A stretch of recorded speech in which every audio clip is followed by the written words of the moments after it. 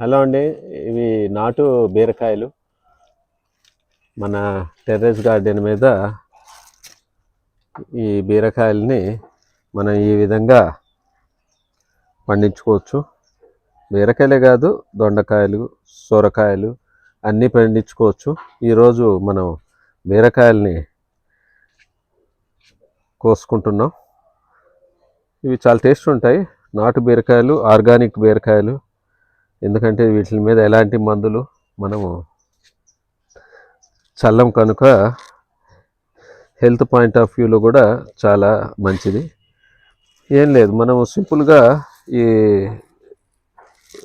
ఒక చిన్న తొట్టిలో ఈ విధంగా చూసారుగా ఈ విధంగా పెంచుకుంటున్నాం. 15-20 రోజులకు ఒకసారి వెర్మీ కాంపోస్ట్ కొద్దిగా వేస్తాము అంతే. దానివల్ల ఈ విధంగా చూసారు కదా బీరకాయలు ఏ విధంగా కాసినాయో మన టెర్రస్ గార్డెన్లో. ప్రతి ఒక్కళ్ళు ఆర్గానిక్